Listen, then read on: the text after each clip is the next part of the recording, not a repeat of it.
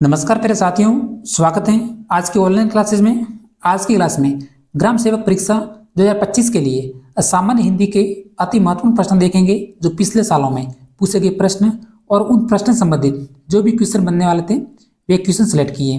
Video भर्ती में कुल 30 अंक के लिए हिंदी के प्रश्न हैं जो कि पूछे जाएंगे, तो इस क्लास पर अंत तक बने रहना है और प्रत्येक क्वेश्चन को काउंट जरूर करना है। आज की जो हमारी क्लास है कुल 25 क्वेश्चन की हैं जो कि होने वाली है और संपूर्ण क्लास में पूरा हिंदी का सिलेबस है जो कि क्लियर होने वाला है। तो शुरुआत करेंगे हम प्रथम क्वेश्चन से। अर्थ की दृष्टि से भाषा की लघुत्तम इकाई कौन सी है? प्रश्न पूछा है कि अर्थ की दृष्टि से। ऑप्शन इस प्रकार है, वर्ण दे रखा है, अक्षर, शब्द या फिर ध्वनि। जल्दी से आपको आंसर बताना है। तो हम लॉक करेंगे ऑप्शन नंबर सी को, जो कि हमारा राइट आंसर है। अर्थ की दृष्टि से भाषा की सबसे छोटी इकाई है वो होती हमारी शब्द। अगर हमारा प्रश्न होता कि भाषा की सबसे लघुत्तम इकाई कौन सी है तो जस्ट हमारा आंसर होता वर्ण। इस प्रश्न को ध्यान से समझना है। उसके बाद है मौखिक रूप से भाषा की सबसे छोटी इकाई कौन सी है तो हमारी ध्वनि। उसके बाद है हिंदी भाषा दिवस जो कि प्रत्येक वर्ष 14 सितंबर को मनाया जाता है। ये भी प्रश्न है जो कि याद रखना है। अगला प्रश्न, क्वेश्चन नंबर 2। निम्न में से ऊष्म व्यंजन कौन सा है? ऊष्म व्यंजन पूछा है। प, स, म और त 4 वर्ण दे रखे हैं, तो ऊष्म व्यंजन कौन सा है? तो जल्दी से हम लॉक करेंगे ऑप्शन नंबर बी को, जो कि हमारा राइट आंसर है स, स और ह कुल 4 ऊष्म वर्ण होते हैं, तो ऑप्शन नंबर बी स हमारा एक प्रकार का ऊष्म व्यंजन है। Question number 3। निम्न में से पंचरत्न का सही समास विग्रह कौन सा है? पंचरत्न शब्द दे रखा है और इसका समास विग्रह पूछा है कौन सा है? तत्पुरुष, द्वंद्व, द्विगु या फिर बहुब्रीहि। वह समास जिसमें हमारा पहला पद है जो कि संख्यावाचक होता है, तो वह समास कौन सा होता है? हम जल्दी से लॉक करेंगे ऑप्शन नंबर सी को, जो कि हमारा राइट आंसर है 5 रत्नों का समार, द्विगु समास। द्विगु समास में जो हमारा पहला पद होता है वो हमेशा संख्यावाचक होता है, तो तुरंत आपको पहचान करनी है ऑप्शन नंबर सी को। अगला प्रश्न, क्वेश्चन नंबर 4। जातिवाचक संज्ञा कौन सी है? संज्ञा से संबंधित प्रश्न हर एग्जाम में पूछे जाते हैं। तो जातिवाचक संज्ञा बुढ़ापा, दिल्ली, जिला या फिर छोटा। तो पहले हमें समझना है कि इसमें देखिए बुढ़ापा, बुढ़ापा शब्द में हमारी भाववाचक संज्ञा है। उसके बाद है दिल्ली, दिल्ली में व्यक्तिवाचक संज्ञा का उदाहरण है। और जिला, जिला हमारा जातिवाचक संज्ञा है, तो हम लॉक करेंगे ऑप्शन नंबर सी को। उसके बाद है छोटा, तो छोटा हमारा भाववाचक संज्ञा है। अगर हमारा प्रश्न होता जैसे देश, देश शब्द में कौन सी संज्ञा है, तो तुरंत हम लॉक करेंगे कि देश शब्द में हमारी जातिवाचक संज्ञा है। अगर हमारा प्रश्न होता कि भारत देश, इसमें कौन सी संज्ञा है? भारत देश, तो भारत देश में हमारी व्यक्तिवाचक संज्ञा है क्योंकि भारत एक नाम का बोध है। उसी प्रकार दिल्ली, दिल्ली हमारा व्यक्तिवाचक संज्ञा का उदाहरण है। तो बिल्कुल आपको समझना है, थोड़ा सा दिमाग लगाना है। ऑप्शन नंबर सी है जो कि हमारा राइट आंसर है। इसी तरह अगला प्रश्न भी समझेंगे। Question number 5। प्यारे साथियों, क्लास को स्किप नहीं करना है, अंत तक बने रहना है ताकि आपका जो हिंदी का सिलेबस है जो कि क्लियर हो जाए। और पसंद आए तो लाइक भी कर देना है। गंगा शब्द, गंगा शब्द हैं जातिवाचक हैं, भाववाचक हैं, व्यक्तिवाचक हैं या फिर क्रियावाचक हैं? बताइए। गंगा दे रखा है। देखिए एक मैं लिख देता हूं यहाँ पे नदी, नदी शब्द में कौन सी संज्ञा है ये भी आपको बताना है और गंगा में भी बताना है। तो हम लॉक करेंगे गंगा शब्द हमारा एक प्रकार का व्यक्तिवाचक संज्ञा है। अगर हमारा प्रश्न होता नदी शब्द, तो नदी शब्द एक जातिवाचक संज्ञा का उदाहरण है और गंगा शब्द है वो हमारा व्यक्तिवाचक संज्ञा का उदाहरण है। अगर हमारा प्रश्न होता गंगा नदी, तो इसमें हमारी संधि होती वो होती व्यक्तिवाचक संज्ञा, केवल नदी शब्द है इसमें जातिवाचक संज्ञा है। तो समझना है ऑप्शन नंबर सी है जो कि हमारा राइट आंसर है। अगला प्रश्न है क्वेश्चन नंबर 6। दशानन का संधि विच्छेद होगा। दशानन समझ लीजिए, एक संधि का क्वेश्चन पक्का है आपके एग्जाम्स में। दशानन शब्द में संधि। तो जल्दी से हम लॉक करेंगे ऑप्शन नंबर ए को, जो कि हमारा राइट आंसर है दस धन आनंद, दशानन। इसमें जो हमारी संधि है व्यंजन संधि, ऑप्शन नंबर ए। प्यारे साथियों, 25 क्वेश्चन को जरूर काउंट करें और कुल 25 क्वेश्चन में से आपके जो कितने क्वेश्चन हैं जो कि सही हो रहे हैं। क्वेश्चन नंबर 7, धीरे धीरे समस्त पद में समास कौन सा है? धीरे धीरे, तो वह कौन सा समास है जिसमें योजक चिन्ह लगते हैं? जैसे धीरे धीरे, इसमें योजक चिन्ह लगा है, तो तुरंत हमें लॉक करना है ऑप्शन नंबर ए को। बेसिक प्रश्न है, द्वंद्व समास। क्वेश्चन नंबर 8 देखते हैं, पर्याप्त शब्द में उपसर्ग कौन सा है? पर्याप्त शब्द में उपसर्ग सभी को मालूम है, जल्दी से लॉक कर देते हैं ऑप्शन नंबर डी को। परि उपसर्ग है, तो ऑप्शन नंबर डी। वैसे आपको 22 उपसर्ग को हमेशा के लिए याद रख लेना है। हर एग्जाम्स में उपसर्ग के 2-2 क्वेश्चन है जो कि आते हैं, तो एक बार आपको उपसर्ग तो रटना ही पड़ेगा हर एग्जाम्स में अगर आपके अच्छे मार्क्स लाने हैं। क्वेश्चन नंबर 9, खिलौना शब्द में प्रत्यय कौन सा है? प्रत्येक टॉपिक से एक ही क्वेश्चन है जो कि सिलेक्ट किया है सिलेबस के अनुसार। तो खिलौना शब्द में प्रत्यय पूछा है, जैसे में हम लॉक करेंगे ऑप्शन नंबर सी को। इसमें जो हमारा प्रत्यय है वो है ओना, इसमें 2 मात्रा है, तो option number C. Question number 10 देखते हैं, निम्न में से कौन सा अर्थ है जो कि चपला का अर्थ नहीं है? कहने का मतलब चपला का पर्यायवाची अर्थ नहीं है, समझना है। निम्न में से कौन सा अर्थ चपला का अर्थ नहीं है? चपला का पर्यायवाची शब्द जो कि पूछा है, बिजली दे रखा है, लक्ष्मी, जीव और अग्नि। हम लॉक करेंगे ऑप्शन नंबर डी को, जो कि हमारा राइट आंसर है अग्नि, जो कि हमारा चपला का बिल्कुल पर्यायवाची शब्द नहीं है, तो ऑप्शन नंबर डी है। बाकी बिजली, लक्ष्मी और जीव ये चपला के 3 हैं जो कि पर्यायवाची शब्द हैं, तो option number D. Question number 11,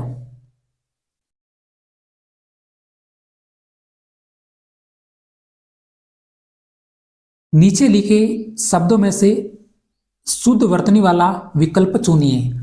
शुद्ध वर्तनी वाला विकल्प आपकी पहचान करनी है।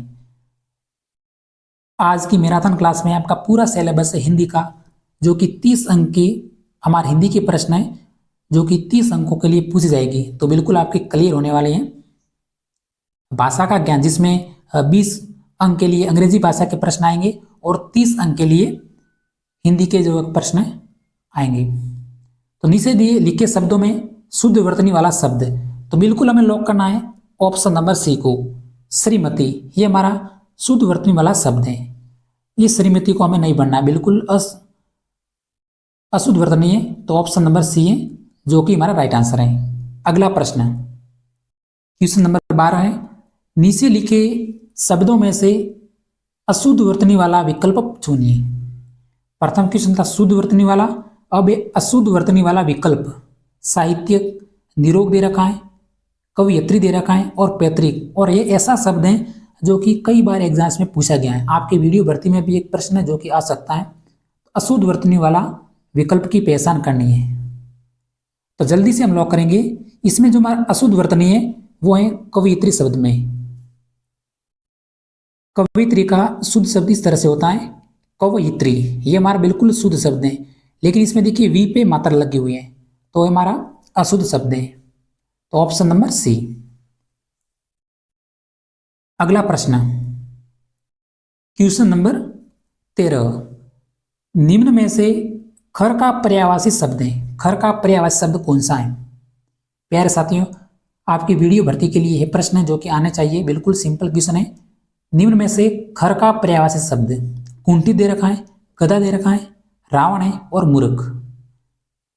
तो हम जल्दी से लॉक करेंगे ऑप्शन नंबर बी को। खर का जो हमारा पर्यायवाची शब्द है वो गधा है, तो ऑप्शन नंबर बी है जो कि हमारा राइट आंसर है। अगला प्रश्न, अवधि का सही विलोम शब्द कौन सा है? अगर आपने ये क्वेश्चन सही बता दिया तो बिल्कुल आपका सेफ स्कोर बनने वाला है। अवधि का सही विलोम शब्द आपको बताना है। बिल्कुल आप कन्फ्यूजन नहीं होना इस प्रश्न में। एग्जाम में 4 बार पूछा गया प्रश्न है। अवनी का सही विलोम शब्द RS प्रति। उसके बाद वीडियो में पिछले वर्ष ये प्रश्न पूछा गया था अवनी का विलोम शब्द, इसलिए मैंने सेलेक्ट किया है। और कई विद्यार्थियों ने इसका जो आंसर गलत भी बताया है।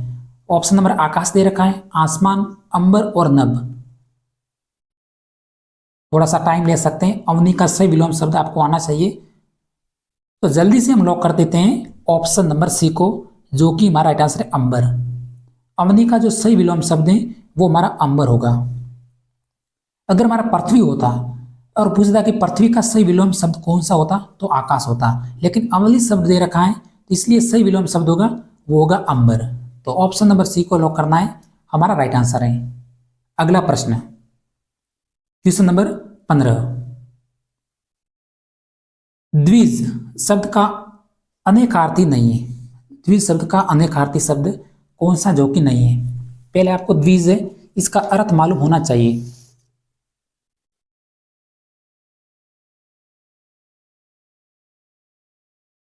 तो देखिए द्विज का जो हमारा अर्थ होता है कि 2 बार जन्म लेने वाला। तो द्विज का अनेकार्थी शब्द है वो कौन सा नहीं है। तो देखिए दांत, हमें पता है कि दांत भी 2 बार आते हैं मनुष्य में। दूसरा दे रखा है पक्षी।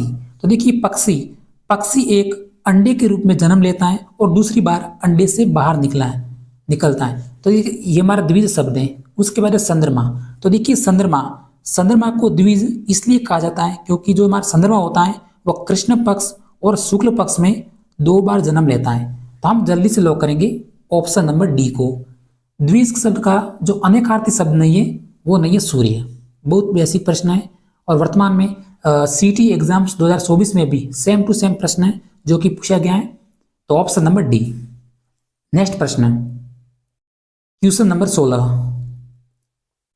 निम्न प्रश्नों में से शब्द युग्म दिए गए उनके सही विकल्प की पहचान करिए। सही विकल्प आपको सुनना है। पानी दे रखा है और पानी दे रखा है। अब आपको सही विकल्प की पहचान करनी है। तो देखिए पानी, इसमें सभी को मालूम है, सभी में जल दे रखा है। अब आपको इसके आधार पर बताना है। पानी, तो हमें पता है कि पानी हाथ, तो लॉक करना है ऑप्शन नंबर बी को। पानी जिसे जल है और पानी हाथ को भी कहा जाता है। तो ऑप्शन नंबर बी है जो कि हमारा राइट आंसर है। पहले नेगेटिव वाक्य आपको कैंसिल कर लेने। जैसे देखिए विवाह, विवाह हमारा ऑप्शन हो नहीं सकता। उसके बाद जल, तो देखिए इस पानी का जो हमारा अर्थ होता है जल, पानी को हम जल भी कहते हैं। तो देखिए ये ऑप्शन आपको कैंसिल करना है, कुआ भी कैंसिल करना है। तो ऐसे भी आप आंसर दे सकते हैं, पानी जल पानी हाथ। तो ऑप्शन नंबर बी। नेक्स्ट प्रश्न,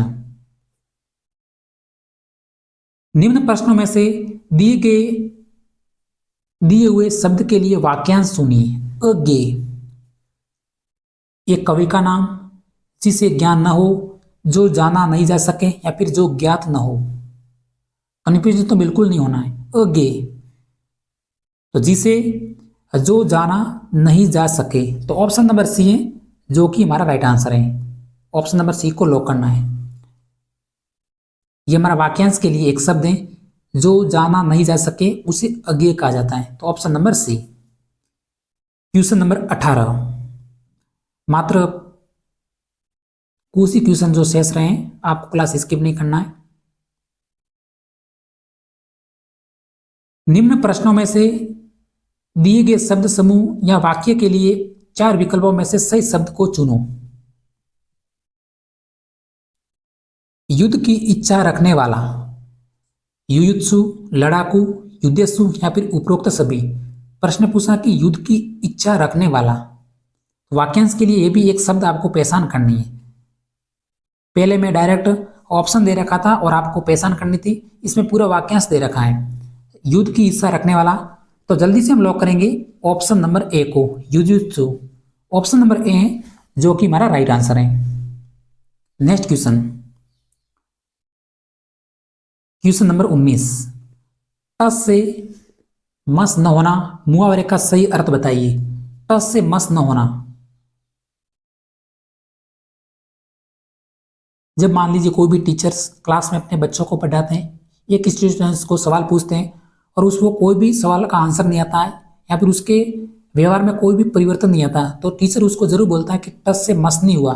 तो टस से मस न होना, यानी कुछ भी असर न होना। हम नहीं कहते इसके तो कुछ भी असर नहीं हो रहा, तो बिल्कुल तस से मस न होना। तो ऑप्शन नंबर सी है जो कि हमारा राइट आंसर है। आपको कन्फ्यूजन नहीं होना, वैसे सभी ऑप्शन समान दिखते हैं, अपने स्थान पर ही रहना, अपने स्थान से न हिलना या फिर स्थिर होना, लेकिन इसका जो सही मुहावरा है वो कुछ भी असर न होना। ऑप्शन नंबर सी है जो कि हमारा राइट आंसर है। अगला प्रश्न है क्वेश्चन नंबर 20।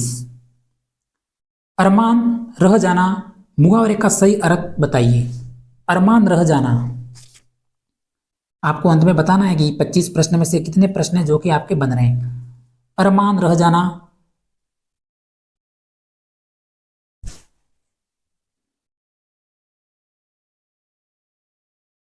तो जल्दी से हम लॉक करेंगे ऑप्शन नंबर डी को, इच्छा पूरी न होना। ऑप्शन नंबर डी है जो कि हमारा राइट आंसर है। अगला प्रश्न, शुद्ध वाक्य का विकल्प है। शुद्ध वाक्य, बहुत शानदार प्रश्न है वैसे। साहित्य और जीवन का घोर संबंध है, यहाँ पे घोर दे रखा है। उसके बाद बी ऑप्शन देख लीजिए, साहित्य और जीवन का अभिन्न संबंध है, यहाँ पे अभिन्न दे रखा है। जीवन यहाँ पे और दे रखा है, साहित्य अटूट संबंध है। और डी ऑप्शन दे रखा है, साहित्य और जीवन में भयंकर संबंध है। अब आपको बताना है कि शुद्ध वाक्य कौन सा है। बहुत शानदार प्रश्न है वैसे। तो सर्वप्रथम आपको ज्यादा नेगेटिव कौन सा वाक्य लग रहा है उसको कैंसिल करना। अगर आपको ऐसे प्रश्न देखने को मिले तो देखिए डी, भयंकर शब्द बिल्कुल हमारा नेगेटिव लगता है, ये तो हो ही नहीं सकता। देखिए साहित्य और जीवन में भयंकर संबंध है, ये कोई अर्थ नहीं बन रहा है। उसके बाद देखिए साहित्य, यहाँ पे और में हमेशा दो मात्रा लगती है, तो देखिए सी ऑप्शन भी। इसमें देखिए एक तो यहाँ पे और से हम कैंसिल कर सकते हैं, दूसरा अटूट। वैसे अटूट थोड़ा सा बहुत करीब है, तो इसलिए यहाँ पे और है, इसकी वजह से हमारा ऑप्शन नंबर सी है जो कि कैंसिल हुआ। अब ऑप्शन नंबर ए देख लीजिए, साहित्य और जीवन का घोर, घोर भी थोड़ा सा नेगेटिव है, लेकिन ऑप्शन नंबर बी, साहित्य और जीवन का अभिन्न संबंध है, तो ऑप्शन नंबर बी है जो कि हमारा करेक्ट आंसर है। 5 बार पूछा गया प्रश्न है एग्जाम्स में। क्वेश्चन नंबर 22, रचना के आधार पर वाक्य के भेद पूछा है।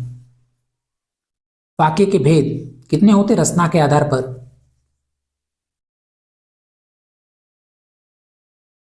तो वो होते 3 होते हैं, सरल वाक्य, साधारण वाक्य और मिश्र वाक्य। ऑप्शन नंबर सी को लॉक करना है, हमारा राइट आंसर है। नेक्स्ट प्रश्न क्वेश्चन नंबर 23, ये भी शानदार प्रश्न है, थोड़ा सा मैं आपको समझाऊंगा ताकि आपका प्रश्न है एग्जाम्स में गलत नहीं होगा, समझने की कोशिश करना। रामू मेरा भाई और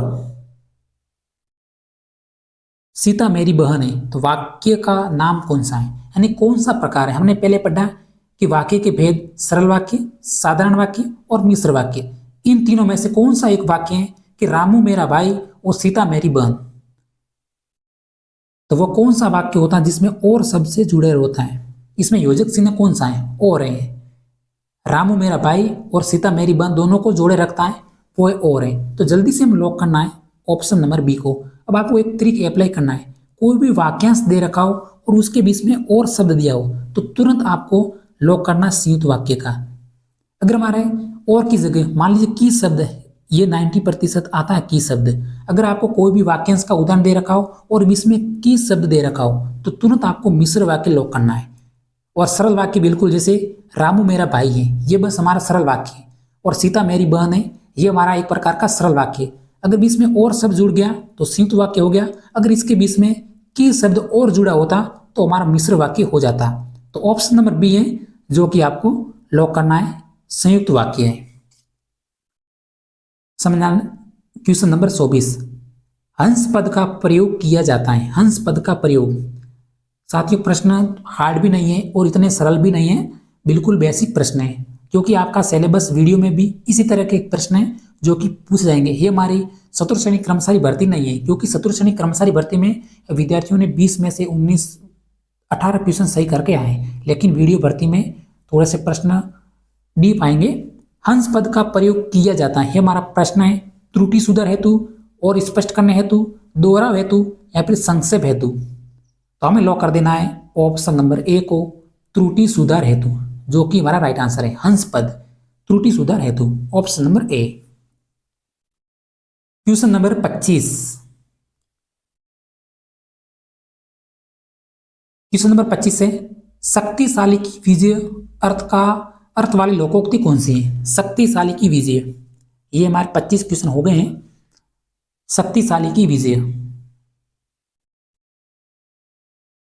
तो जल्दी से हम लॉक कर देंगे ऑप्शन नंबर डी को, जिसकी लाठी उसकी भैंस। ऑप्शन नंबर डी है जो कि हमारा राइट आंसर है। अब मैंने जो 25 क्वेश्चन है जो कि आपकी वीडियो भर्ती में पूछे जाएंगे 30 अंक के लिए। अब हम 5 क्वेश्चन अन्य भी हैं, अगर आप वीडियो को स्किप करना चाहें तो स्किप कर सकते हैं। अगर आपको अंत तक बने रहना है तो 5 क्वेश्चन और भी हैं जो कि इंपॉर्टेंट क्वेश्चन है। ये पिछली क्लास से मैंने सेलेक्ट किए हैं, आपके लिए बहुत ही इंपॉर्टेंट क्वेश्चन है। अगर आप बने रहेंगे तो अच्छी बात है। अंतिम 5 क्वेश्चन देख लेते हैं। वैसे हमारी 25 क्वेश्चन की क्लास है जो कि हो गई है। अगर आपके 25 क्वेश्चन में जितने भी प्रश्न बन रहे हैं मैसेज कर देना। अब हम समझते हैं अगला प्रश्न जो कि 5 प्रश्न है। हिंदी वर्णमाला में कुल वर्णों की संख्या कितनी होती है? कुल वर्णों की संख्या पूछी है। 11, 33, 44 और 52 सभी ऑप्शन दे रखे हैं। तो जल्दी से हम लॉक करेंगे ऑप्शन नंबर डी को, जो कि हमारा राइट आंसर है। कई स्टूडेंट पूछेंगे कि हमने सुना है कि हिंदी वर्णमाला में वर्णों की संख्या 44 होती है, तो ये भी हमारा राइट आंसर है। लेकिन कुल शब्द अगर आगे आए तो हिंदी वर्णमाला में कुल वर्णों की संख्या होती है वो तो 52 होती है। अगर हमारा प्रश्न होता कि हिंदी वर्णमाला में वर्णों की संख्या कितनी होती है तो 44 होती है। तो इस प्रश्न का जो राइट आंसर है ऑप्शन नंबर डी, कुल वर्ण होते हैं वो होते 52, जिसमें 11 स्वर, 33 व्यंजन, 2 उत्सिप्त, 2 अयगुआ और 4 संयुक्त व्यंजन। अगला प्रश्न, निम्न में से एक स्त्रीलिंग शब्द कौन सा है? स्त्रीलिंग शब्द पूछा है और थोड़ा सा मैं इसकी जानकारी भी आपको बता देता हूं क्योंकि प्रश्न आपके आने वाला है। अगर आप अंत तक बने तो स्किप नहीं करना है। निम्न में से एक स्त्रीलिंग शब्द, तो देखिए दिनों के नाम, महीनों के नाम, ये सदैव पुल्लिंग में प्रयुक्त होते हैं, तो आपको ध्यान रखना दिनों के नाम। इसमें देखिए सोमवार, सोमवार हमारा पुल्लिंग शब्द है। उसके बाद महीनों के नाम भी हमेशा पुल्लिंग्स में होते हैं। उसके बाद पर्वतों के नाम और पेड़ों के नाम ये भी हमेशा पुल्लिंग्स में प्रयुक्त होते हैं। उसके बाद अनाजों के नाम, द्रव्य पदार्थ जैसे अनाज हमारा चावल और द्रव्य पदार्थ जैसे दूध, ये हमेशा पुल्लिंग में प्रयुक्त होते हैं। उसके बाद ग्रहों के नाम, ग्रहों के नाम भी हमेशा पुल्लिंग में प्रयुक्त होते हैं। उसके बाद अंगों के नाम और देवताओं के नाम। जो भी 5 ऑप्शन दे रखे हैं ये सभी जो शब्द हैं हमेशा पुल्लिंग में प्रयुक्त होते हैं। तब आप समझ लीजिए हिमालय, हिमालय एक पर्वत का नाम है तो पुल्लिंग हो गया। कान एक प्रकार का पुल्लिंग से। उसके बाद है सोमवार, दिनों के नाम है तो पुल्लिंग से। तो ऑप्शन नंबर डी है गंगा। नदियों के नाम हमेशा स्त्रीलिंग में प्रयुक्त होते हैं, तो ऑप्शन नंबर डी को आपको लॉक करना है, आपका राइट आंसर है। अब आपका प्रश्न गलत नहीं होना चाहिए क्योंकि मैंने ऑप्शन बता दिया है। अगला प्रश्न देखते हैं, क्वेश्चन नंबर 29। वैसे इसका प्रश्न का आंसर मैंने आपको पहले बता दिया था, अब आपको आंसर आना चाहिए। गंगा नदी शब्द में संज्ञा कौन सी है? गंगा नदी। तो जल्दी से लॉक कर देते हैं। पहले भी हम समझ चुके हैं, ऑप्शन नंबर ए जो कि हमारा राइट आंसर है, व्यक्तिवाचक संज्ञा है। नदी शब्द अगर अकेला होता तो जातिवाचक हो जाती, लेकिन गंगा नदी में व्यक्तिवाचक संज्ञा है। आज की क्लास का हमारा अंतिम प्रश्न है, भाषा का प्रथम कौशल कौन सा है? भाषा का प्रथम कौशल सुनना, बोलना, पढ़ना और लिखना। भाषा के कुल कौशलों की संख्या होती है 4। प्रथम कौशल पूछा है तो जल्दी से हमें लॉक कर देना है ऑप्शन नंबर ए को, सुनना। ऐसे भी प्रश्न आ सकता है, रीट एग्जाम्स में प्रश्न आया था कि भाषा का अंतिम कौशल कौन सा है, तो अंतिम कौशल है हमारा लिखना। आपको एक ट्रिक याद रखनी, सुबोपाली। प्रथम कौशल है सुनना, दूसरा कौशल है बोलना, भाषा का तीसरा कौशल है पढ़ना और भाषा का अंतिम कौशल है वो हमारा लिखना। सुबोपाली, सुनना, बोलना, पढ़ना और लिखना। तो मैंने पूरे क्वेश्चन बताने की पूरी कोशिश की। अगर हमारी क्लास आपको पसंद लगी हो तो प्यारे साथियों क्लास को लाइक और सब्सक्राइब करके जरूर जाना। इसी तरह मिलते हैं अगले सेशन में। जय हिंद।